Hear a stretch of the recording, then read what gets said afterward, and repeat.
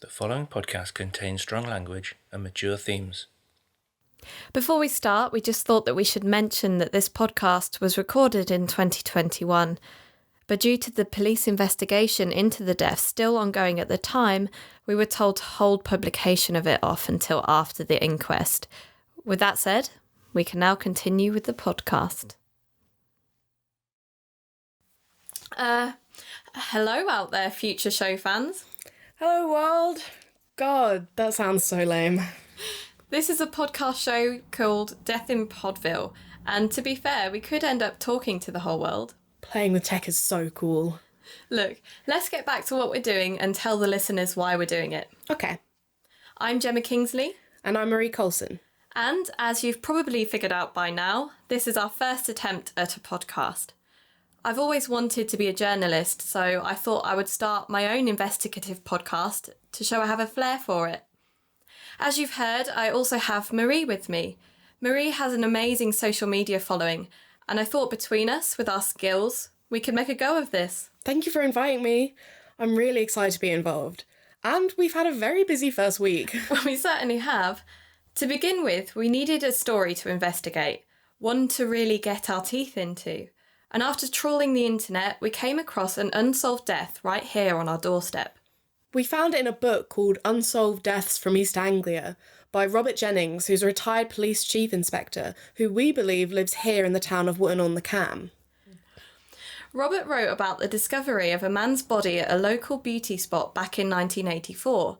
So we have decided to call this series The Body in the Woods. Ooh, cue epic intro music. You don't actually say that, Marie. We just add that when we edit later. Or we press a button.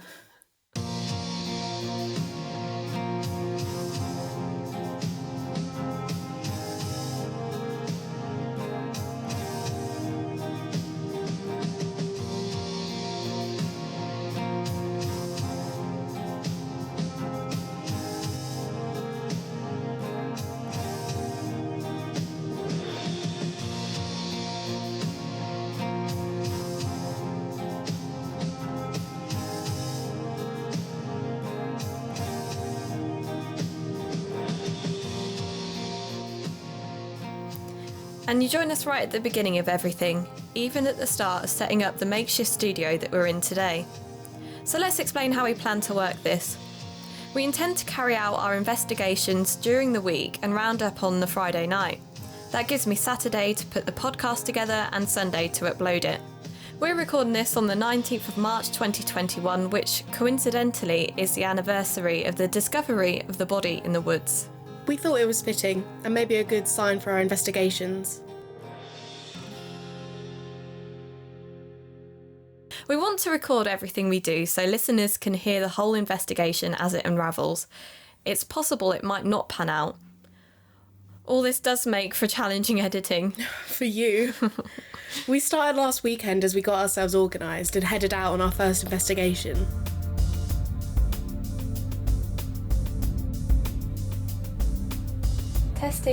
Testing. 1, 2, 1, 2. You sound like a stagehand. I'm just making sure it's working. I should read the instructions, but who does? Maybe later. So you're planning to record everything? Everything. It shows context. Even as we're sat here in your spare room floor plugging in wires for your studio? Everything. I draw the line at going to the toilet. Okay. If it's podcast related, we'll record it. We might miss something if we don't. But we'll also be honest in our recording. If we're recording, it will be part of the show. We want this to be a true reflection of our investigation, no matter where it takes us. That'd be a lot of audio to go through. Tell me about it. Most podcasts are highly edited and polished. We want to do something different so the listeners can be with us every step of the way. What's the story about then? Well, I was looking through some local unsolved deaths and found one from 1984. It's covered in a book by a retired policeman, and it sounds rather intriguing. How so? It's only covered in one chapter, so there's not much detail, but it comes across as being more than just someone dying in a forest. There's definitely more to this story. I mean, 1984, that's a long time back. Is there going to be anyone around to talk to? Hang on, let me get my phone. Okay, 2021, 1984, that's 37 years ago. So there should still be some people around. That's a good point. I hadn't thought about that aspect of it. I just saw the possibility of a mystery. Where are we going to start? Okay, for the context of this podcast, this is a spare room in my dad's house. Yes, I still live at home. And he's given me permission to convert half of it into a recording area so we can make this podcast. The room is about 4 metres square and painted blue. We've piled everything up against one wall by the window to help keep the outside noise down, and in the space left we have my old desk. Right now we're setting up 2 mics with spring-loaded arms and all the cables to some sort of box of tricks as recommended by a couple of podcasting websites. It's cool of your dad to let us use a room. When do we get to test it? We'll do that in a couple of days when we have something to report. What makes you think there's more to the story anyway? The story is about a man called Kenny Goldsmith, a civil servant from London. He was found in the woods not far from here and had appeared to have strangled himself with a ligature which was tied around a tree and around his neck. The book talks about it being a sex thing. Hang on, pass me the book. Here you go. Here. Autoerotic asphyxiation, a way to heighten sexual pleasure on yourself. That sounds seriously messed up. So it went wrong and he died? Well, that's what Robert says.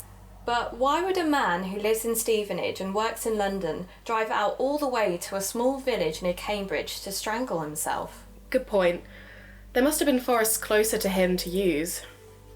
That is odd, isn't it? Something else we need to clarify for the podcast, and I had to check the internet for this, is that this place is a new town. Back in the 1980s, it was still a small village with a couple hundred inhabitants. It was developed during the 80s and 90s, and thousands of new homes were built. Lots of things have changed here. Where do we start then? Billy White, I think. Billy is the owner of a pub near here. He's been here for decades, and I think he might be able to give us some information to get started. Any excuse to go to the pub. And why not?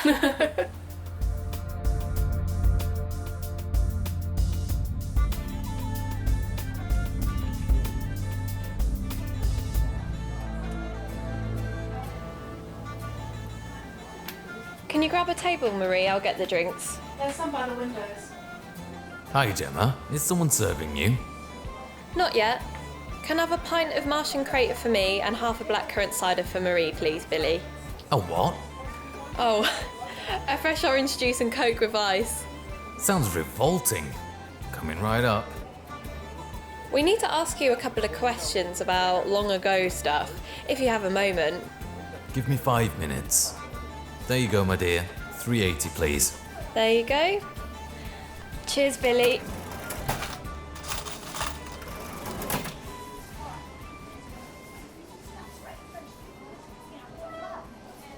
Thanks, Gemma. Just so nice to be out and about and not have to worry about social distancing all the time. Yeah, it's been a mad year. I can't believe it's over a year since the first lockdown. I'm so glad it's mostly over. It's going to take a while to vaccinate everyone, though. At least then life can start to return to normal. It'll be lovely to travel again. What have you missed? Cinemas. I've missed cinemas. Our local one has been closed. Oh, shouldn't we be doing a description of this place now we're on a podcast duty? Shit, I completely forgot.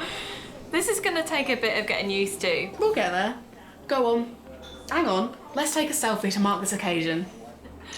It feels weird doing this out in public. Okay. We have arrived in the Longman's Arms, a pub which has been on this site some 150 to 200 years, when this was just a village. Now it's situated on the street front in the market square. It looks old from the outside, but inside it's very new and modern. Light pine laminated floor, cream walls and pine fittings. Most of the decorations are gold and red in colour, although there are some green items going up and signs promoting a St. Patrick's Day themed party this Friday. It's an L-shaped layout, with a TV and sports area down the other side. We're sitting next to a set of patio doors that lead out into the beer garden.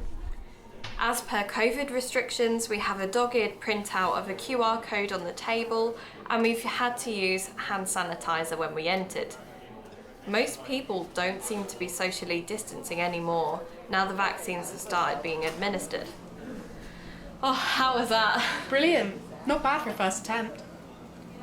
Can I ask? You seem to be quite friendly with the barman. What's the story there? Is there a story? A whole podcast about the life of Gemma? Ha! Well, at the end of my first year of uni, I took up a summer job here behind the bar. I did 2 summers and I really enjoyed it. And bloody good she was too. One of my best staff. Doubled our takings in 6 weeks. Hello, ladies. I think you've embarrassed Gemma. No chance. Sure you don't want your old job back here? I'm good, thanks. What can I do for you? We're trying to solve a suspicious death. Let's not jump ahead of ourselves. Are you recording this interview? Testing. We've already gone through all that. Do you mind if we record our conversation? We started a podcast and you're our first interviewee. Better do a good job then, eh? We explained some of the backstory to Billy before we started. We want to know what the place was like before the new town was built. In the book we're reading, it talks about an area in a forest which was a beauty spot. Any idea where that could be? Gosh, that's going back a few years. Let's see. The forest area is the one to the west of here. It used to be bigger, but part of it was cut down for the housing development. The beauty spot that was there was cut down. I believe there's a new site, but nothing of the old place remains. That's a shame. I guess a lot's changed. It's not the end. We don't need the site. We can still go to the forest and get a feel for the place. And there's the museum. We have a museum? Halfway down Gates Avenue. There's a whole display on the development of the area. Might have some answers for you. Thank you, Billy. You've been a big help. When will this podcast thing be on? Hopefully by the weekend, if we have anything to report. I shall look out for it. Enjoy your drink. Would you look at that? There is a museum. Who knew? And? Shut today, but opens tomorrow at 10. Guess a drive out to the forest is on the cards.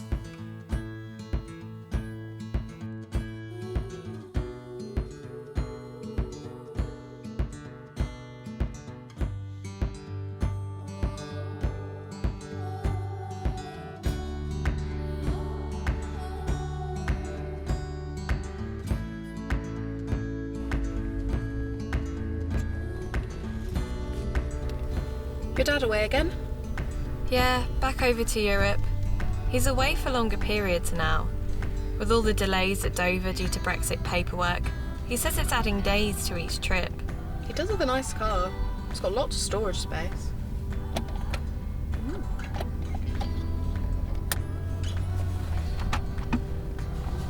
Okay, please stop doing that. Sorry, Gemma, it's an urge. Is there anything else we can listen to than Dad FM? Leave the radio.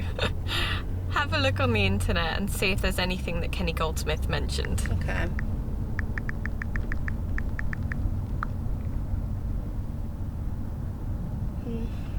Can't find anything in a general search. I'm not surprised. Hang on. That looks like the sign for a picnic site. We'll try in there.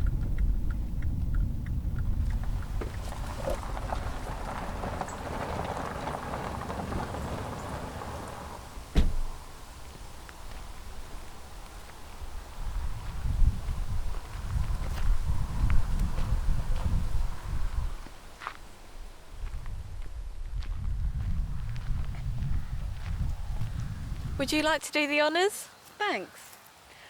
The clearing in the trees is teardrop shape, with the tip coming from the road. There are parking bays around the edge. The forest is a mix of larch and spruce with oak and chestnut. It looks like there are several trails leading off in different directions. Now you might think Marie is a tree wizard, but to spoil the podcast magic, we're standing next to an info board showing a selection of trees. Spoil sport. So, which trail do we take? If we take the one on the left, it should take us near the area where it happened. Makes sense.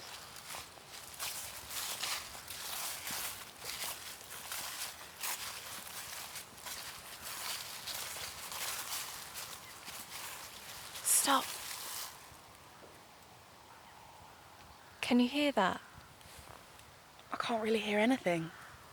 Exactly. We should be hearing some birds at least. But it's so quiet. It's just the wind in the trees. It's a bit like that forest in Japan, near the bottom of Mount Fuji. It's a suicide forest. People go there to die. Mount Fuji is a spiritual place, so I guess the forest is the nearest they can get to the spiritual source. This place here could be the same. That's a bit of a stretch, but it does feel a bit eerie. I wouldn't want to stay here after dark. Let's walk through what we know. Okay. Kenny Goldsmith comes up from London or Stevenage to this forest. He leaves his car in the car park at the beauty spot where there could be other people around, and he walks into the forest. He rigs up some ropes, drops his trousers and gets off as he strangles himself and unfortunately dies in the process. This was probably on Saturday the 17th of March, as that was the last time that anyone last saw him alive. His body was discovered on Monday the 19th by a dog walker giving his dog a morning exercise. He said he saw the body from the track. That must have been disturbing. Could they be the next point of contact? That could be useful. Oh, there was no name in the book for the dog walker. I think we need to get hold of police statements to find that. I don't think we're going to get access to those. Not yet, anyway. You're right, though. Right. Look, I don't think he died on the Sunday. If he did, where did he stay on the Saturday night? There's only one hotel. So, he either stayed in the forest all night or he died on the Saturday. This case seems all wrong. Nothing makes sense. He could have gone further away from the path so as not to be seen. I think the body was meant to be found. So you agree? We need to dig deeper. I guess we can't do anything more until we go to the museum. So we'll pick this up tomorrow morning. Come on, let's head back.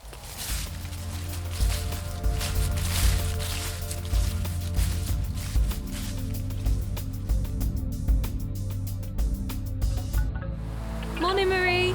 Morning. Is it open yet? I'm freezing. It is a bit chilly. We have one of the thick Cambridgeshire fogs this morning. This area is prone to them.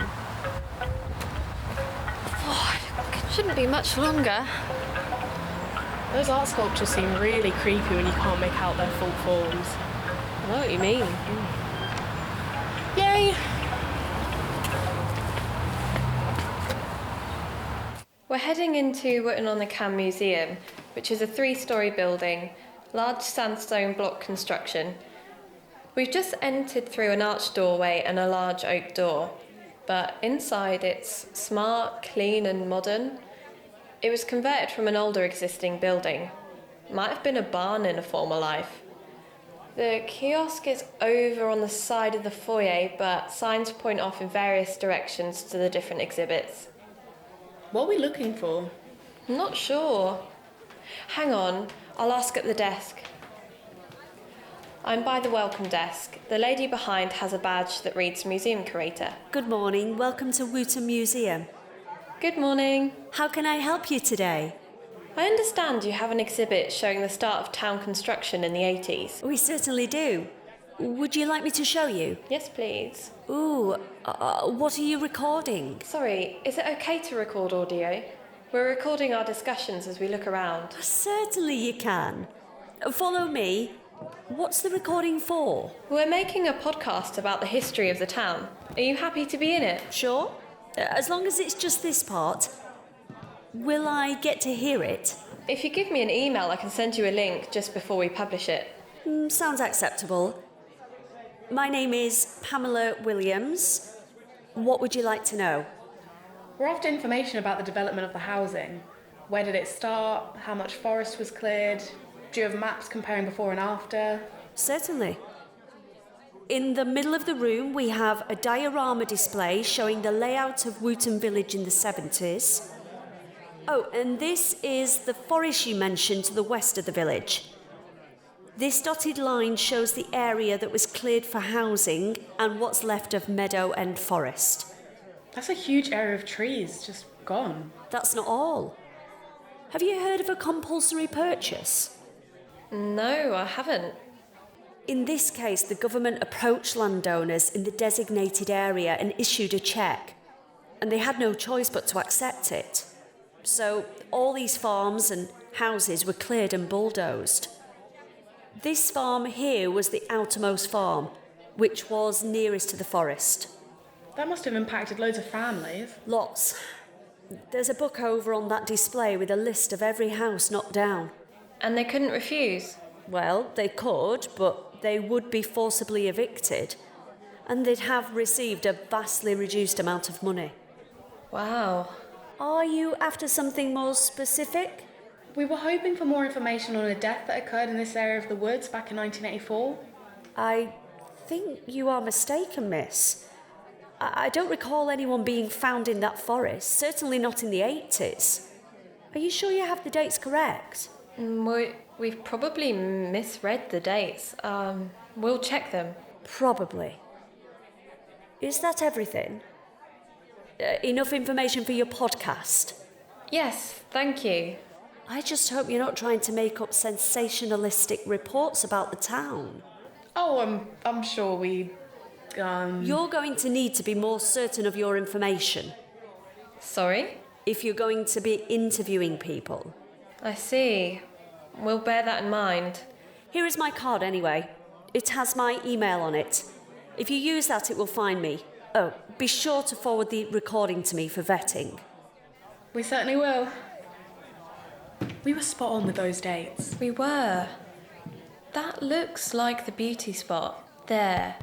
Quite a distance from where we were yesterday. And all those farms gone. It says here that the land was purchased during 1985 and 86. That's after Kenny was found dead. Do we know what Kenny did? I think it just said that he was a civil servant.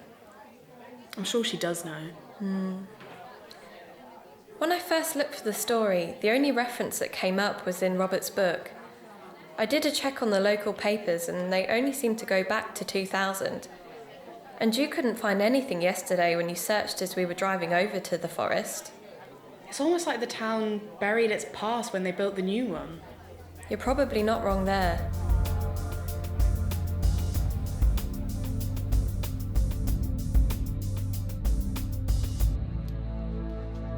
We're back in the studio, still using the audio recorders for the moment. Shall we get the system working? And there we go. We are rocking. We officially have a studio. It was a really useful display and we might go back if we need more information. I think we spent another 15 minutes before calling it a day. So that was it. We wrapped it up and headed home.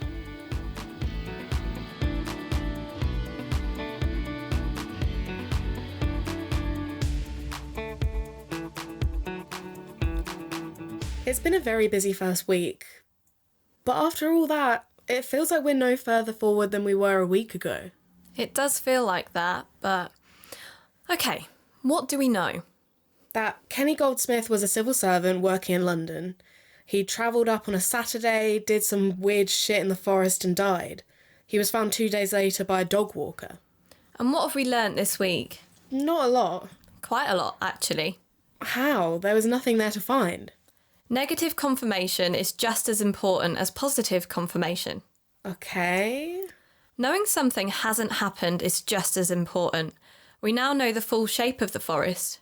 We know that in the 80s there was a beauty spot in that forest. We know we have a local museum, and the display confirmed the landscape prior to the building. Agreed.